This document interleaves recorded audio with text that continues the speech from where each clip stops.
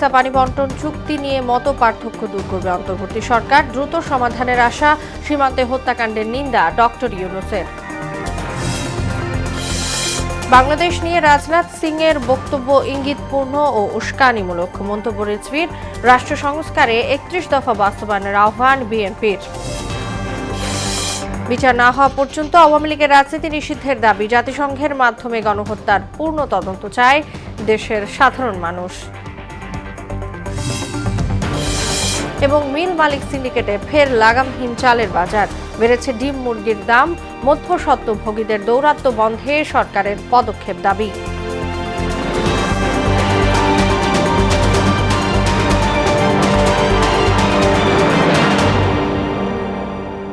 আসসালামু আলাইকুম সবাইকে। মোহনা সংবাদে স্বাগত। শুনছিলেন শিরোনাম, সঙ্গে আছি তাসনুবা বিনতে তাহের। এবার বিস্তারিত। তিস্তার পানি বন্টন চুক্তি বছরের পর বছর ঝুলে থাকতে পারে না। এটি কোনো দেশের জন্য ভালো নয়। আন্তর্জাতিক আইন মেনে তিস্তা সমস্যার সমাধানে ভারতকে কঠোর বার্তা দিয়েছেন অন্তর্বর্তী সরকার প্রধান ডক্টর মোহাম্মদ ইউনূস। ভারতীয় বার্তা সংস্থা পিটিআইকে দেয়া সাক্ষাৎকারে তিনি আরও বলেন, বৃহৎ স্বার্থেই তিস্তার পানি বন্টনের সমাধান জরুরি। একই সঙ্গে সীমান্তে হত্যাকাণ্ডের নিন্দাও জানান ডক্টর ইউনূস। মনিরুল ইসলামের রিপোর্ট। বাংলাদেশের যৌথ নদী কমিশন বলছে, দেশে ছোট বড় ৪০৫ প্রবাহমান নদী রয়েছে। নদীগুলোর মধ্যে ৫৭টি আন্তঃসীমান্ত, যার মধ্যে ৫৪টি বাংলাদেশ ভারতের অভিন্ন নদী। তাই নদী আর পানি নিয়ে বাংলাদেশের সম্পর্ক ভৌগোলিক। কিন্তু এত বছরেও ভাটির দেশ হিসেবে বাংলাদেশ পায়নি পানির ন্যায্য হিস্সা। এমন পরিস্থিতিতে তিস্তা চুক্তি আলোর মুখ দেখলেও শেখ হাসিনা সরকারের পতনে সে আশাই গুড়ে বালি। সাম্প্রতিক বন্যা পরিস্থিতিতে দেশের মানুষ ভারতকে দায়ী করলে নতুন করে সামনে আসে তিস্তা চুক্তি। তিস্তা নিয়ে ভারতীয় সংবাদ সংস্থা পিটিআইকে একটি সাক্ষাৎকার দেন অন্তর্বর্তী সরকার প্রধান ডক্টর ইউনূস। সেখানে তিস্তার পানি বন্টন সমস্যার সমাধানে কঠোর বার্তা দেন তিনি। বলেন, চাপ নয়, দুদেশের স্বার্থেই সমঝোতার ভিত্তিতেই সমাধান জরুরি। নদী অববাহিকার উঁচু নিচু অঞ্চলে পানি ভাগাভাগি সংক্রান্ত আন্তর্জাতিক নীতি উভয় দেশকেই মেনে চলার তাগিদ দেন ডক্টর ইউনূস। সাম্প্রতিক বন্যা পরিস্থিতি নিয়ে তিনি বলেন, চুক্তি স্বাক্ষর না হওয়া পর্যন্ত এই সংকট মোকাবিলায় মানবিক পন্থা অবলম্বন করতে হবে। এদিকে বিএসএফের গুলিতে সীমান্তে হত্যার নিন্দা জানিয়ে সরকার প্রধান বলেন, সীমান্ত সমস্যা মোকাবিলায় হত্যাকাণ্ড সমাধান নয়। মনিরুল ইসলাম, মোহনা সংবাদ, ঢাকা। বাংলাদেশ নিয়ে ভারতের প্রতিরক্ষা মন্ত্রী রাজনাথ সিংয়ের বক্তব্য ইঙ্গিতপূর্ণ এবং উস্কানিমূলক বলে মন্তব্য করেছেন বিএনপির জ্যেষ্ঠ যুগ্ম মহাসচিব অ্যাডভোকেট রুহুল কবির রিজভী। এদিকে জাতীয় ঐক্যের মাধ্যমে দেশকে আরও সামনের দিকে এগিয়ে নেওয়ার আহ্বান জানিয়েছেন বিএনপির স্থায়ী কমিটির সদস্য আমির খসরু মাহমুদ চৌধুরী। এ সময় রাষ্ট্র সংস্কারে ৩১ দফা বাস্তবায়নে জনগণকে এক হয়ে কাজ করার কথা জানান তিনি। বিস্তারিত জানাচ্ছেন তানজিদ ভূঁইয়া। নজিরবিহীন গণ অভ্যুত্থানের মুখে সাবেক প্রধানমন্ত্রী শেখ হাসিনার দেশ ছেড়ে পালানোর পর বাংলাদেশ ভারত সম্পর্ক নিয়ে নতুন বিতর্ক শুরু হয়েছে। এমন অবস্থায় বাংলাদেশ নিয়ে ভারতের প্রতিরক্ষা মন্ত্রী রাজনাথ সিংয়ের বক্তব্য ইঙ্গিতপূর্ণ এবং উস্কানিমূলক বলে মন্তব্য করেছেন বিএনপির জ্যেষ্ঠ যুগ্ম মহাসচিব অ্যাডভোকেট রুহুল কবির রিজভী। শুক্রবার বিকেলে রাজধানী রামপুরায় আমরা বিএনপি পরিবার আয়োজিত গণ অভ্যুত্থানে নিহত রিকশা চালক সাগরের পরিবারকে আর্থিক অনুদান প্রদানে রিজভী এ মন্তব্য করেন। বাংলাদেশ একটি স্বাধীন দেশ, সার্বভৌম দেশ। এইখানে ভারতের পররাষ্ট্র প্রতিরক্ষা মন্ত্রী আপনার ইউক্রেন, রাশিয়া বা ওখানে ইসরায়েল হামাসের সাথে বাংলাদেশের এখানে তুলনা করলেন কেন? এইসব বিষয়গুলি, এইসব বক্তব্যগুলি একটা বড় প্রশ্নের জন্ম দিচ্ছে মানুষের মনে। আসলে উদ্দেশ্যটা কি? এই জন্য আমি আবারও আপনাদের মাধ্যমে গোটা জাতির সামনে বলতে চাই, মোহাম্মদ সাগররা যে রক্ত দিয়েছে, এই রক্ত হচ্ছে দেশের স্বাধীনতা রক্ষার, এই রক্ত হচ্ছে দেশের সার্বভৌম। এদিকে রাজধানীর গুলশানে যুগপৎ আন্দোলনে সঙ্গীদের সঙ্গে বৈঠক করেছেন বিএনপির লিয়াজু কমিটি।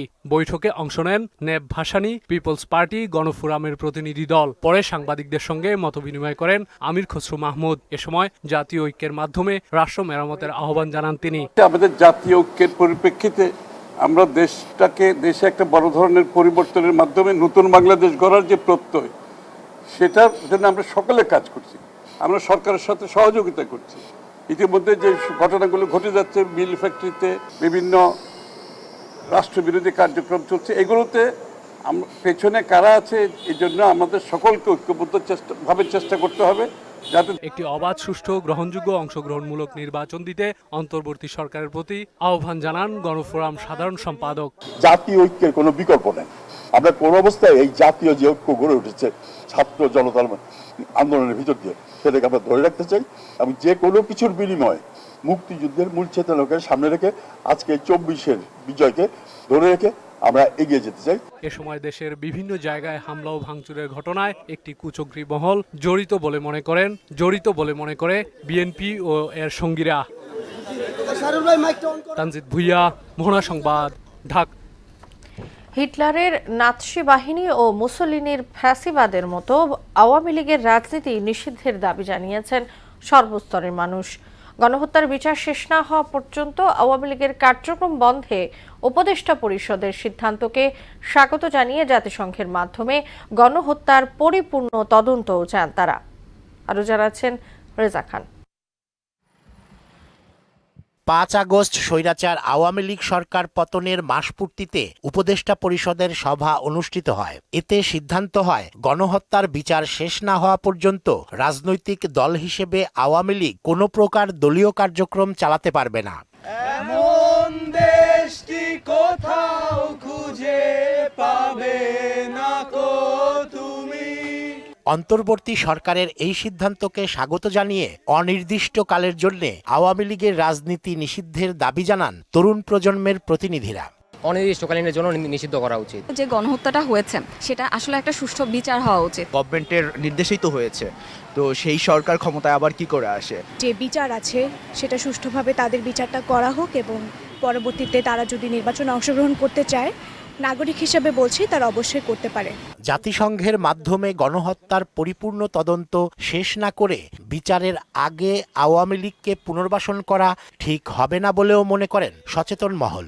জাতিসংঘের মাধ্যমে তদন্ত করে সুষ্ঠু বিচার যাতে হয় সেটা আমরা চাই। যারা গণহত্যার সঙ্গে জড়িত তারা এই দেশের রাজনীতি করার অধিকার তো অবশ্যই রাখেন না। এদেরকে অবশ্যই ডেকে না, অবশ্যই বিচারের আওতায় আনা উচিত। দলটির পরিণতি জার্মানির হিটলার ও মুসোলিনির মতো হওয়া উচিত বলেও মনে করেন তারা। হিটলারের নাৎসি বাহিনী, মুসোলিনির ফ্যাসিজম যেভাবে বন্ধ করে দেওয়া হয়েছে, সেইভাবে এই আওয়ামী লীগকে বাংলাদেশ থেকে বন্ধ করে দেওয়া হবে। যারা জড়িত ছিল তারাই যদি আবার রাজনীতি করে সেটা তো ঠিক হবে না। গণহত্যাকারী দল বা গণহত্যাকারী জনগোষ্ঠীকে প্রত্যাখ্যান করা দরকার।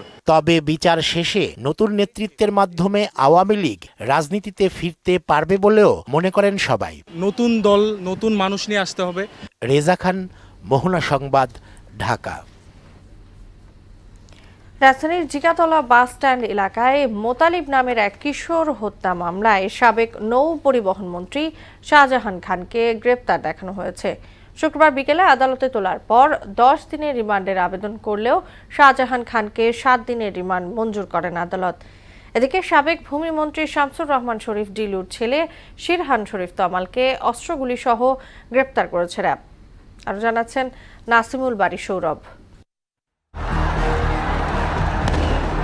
ছাত্র জনতার গণ অভ্যুত্থানের মুখে গত 5ই আগস্ট সাবেক প্রধানমন্ত্রী শেখ হাসিনা দেশ থেকে ভারতে পালিয়ে যাওয়ার পর থেকেই একের পর এক আটক হচ্ছেন সাবেক এমপি মন্ত্রীরা। ইতোমধ্যে সালমান এফ রহমান, আনিসুল হকের মতো প্রভাবশালীরা গ্রেপ্তার হয়েছেন। সবশেষ গ্রেপ্তার করা হয়েছে সাবেক নৌ পরিবহন মন্ত্রী শাহজাহান খানকে।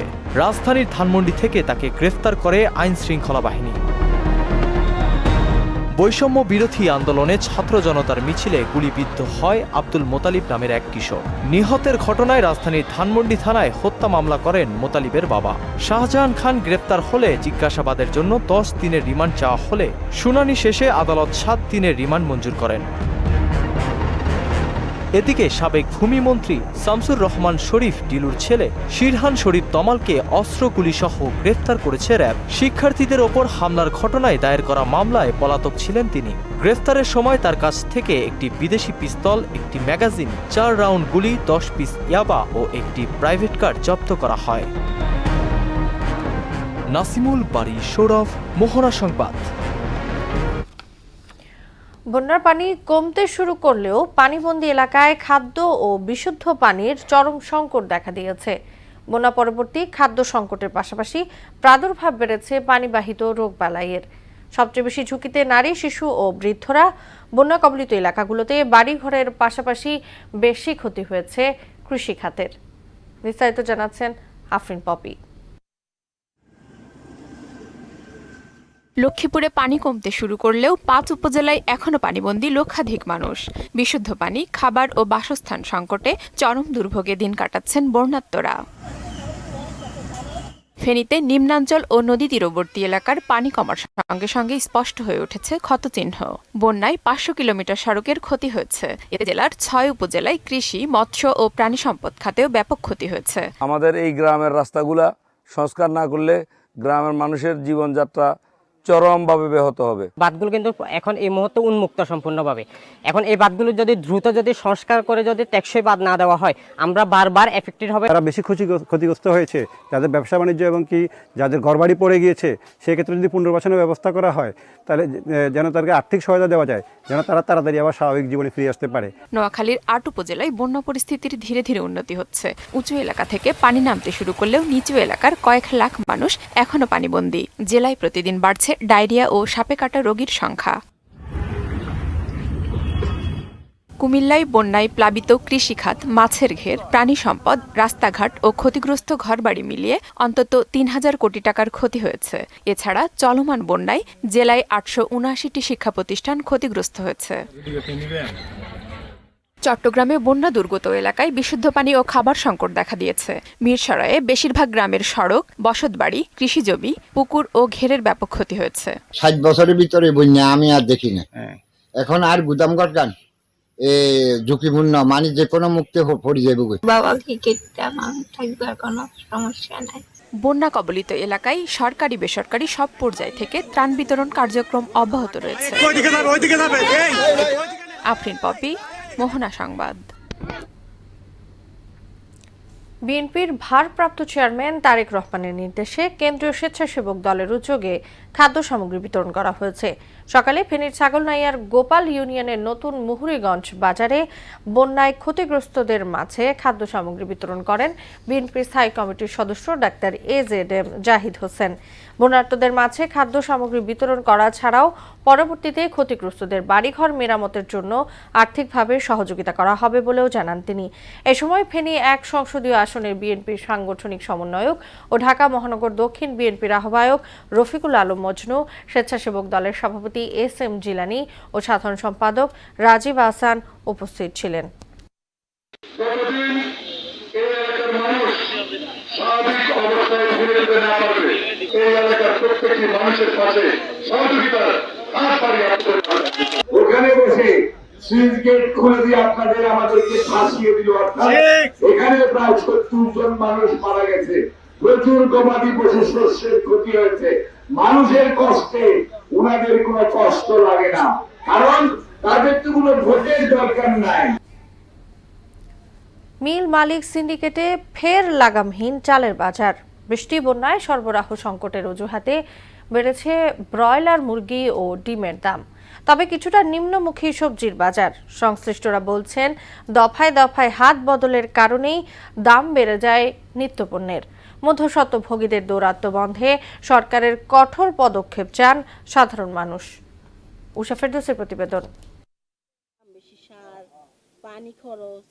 মাঠ জুড়ে তরতর করে বেড়ে ওঠা পুঁইশাক দেখে কৃষকের চোখ জুড়ালেও অজানা শঙ্কা দানা বাঁধে মনে। উৎপাদিত পণ্যের ন্যায্য দাম কখনো মেলে না। কৃষক পর্যায়ে আটি প্রতি লাল শাক 7 টাকা, মূলা শাক 8, পুঁইশাক 15, কলমি শাক 6 এবং লাউ শাক 10 থেকে 15 টাকায় বিক্রি হয়। এ দৃশ্য সাফারের নামাগেন্ডা এলাকার। পুঁইশাক পাইকারি বর্তমান ধরেন ওই 12-15 এরকম চলে, আর কলমি শাক 6 টাকা 5 টাকা এরকম চলে। লাল শাক 7 টাকা 8 টাকা এই বাজার চলে এখন বর্তমান। মূলা শাকের 8 টাকা 10 টাকা 12 টাকা। পানি দিতেও খরচা, তার মেডিসিনের দাম, ওষুধ মেডিসিন সব কিছুর দাম বেশি, ডবল হয়ে গেছে। লাভের পরিমাণ কম আসে।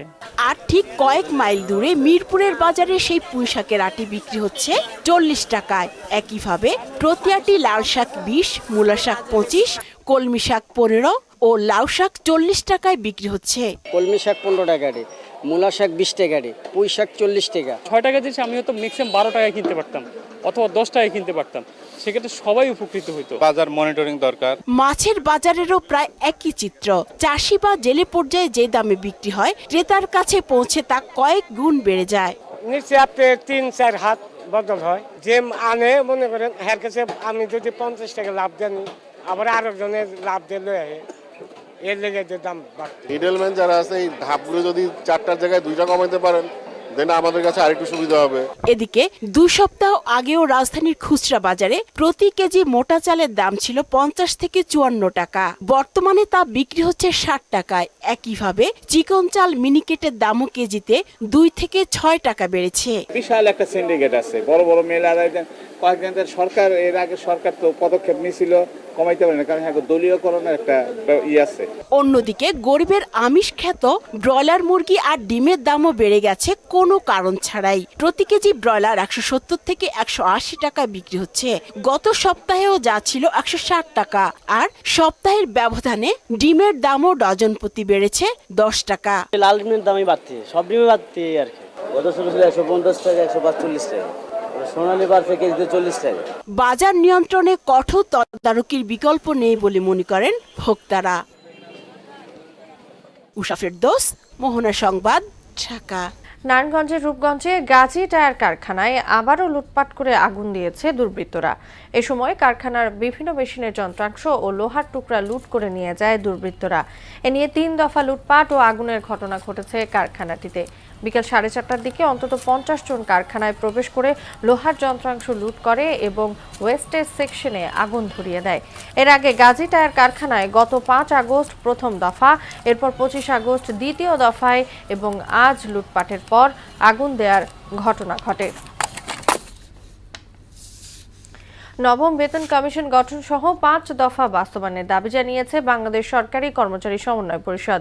সকালে জাতীয় প্রেস ক্লাবে 36তম প্রতিষ্ঠা বার্ষিকীর আলোচনা সভায় নবম বেতন কমিশন গঠন সহ সারা দেশের কর্মীদের পদবি বেতন বৈষম্য নিরসন সহ শতভাগ পেনশন ভাতা পুনর্বহালের দাবি জানান সংগঠনটির মহাসচিব নোমানুজ্জামান আল আজাদ। শ্রমিক নেতা শামসুর রহমান শিমুল বিশ্বাস, বাংলাদেশ সরকারি কর্মচারী সমন্বয় পরিষদের সাবেক সভাপতি মোয়াজ্জেম হোসেন, অতিরিক্ত মহাসচিব বদরুল আলম সবুজ সহ সংগঠনটির অন্য নেতারা উপস্থিত ছিলেন। বক্তারা এ সময় বৈষম্য বিরোধী গণ কর্মচারীদের পদবি আর্থিক বৈষম্য নিরসনে অন্তর্বর্তীকালীন সরকারের হস্তক্ষেপ কামনা করেন। নামগুলো জানিয়ে দিচ্ছি আবার।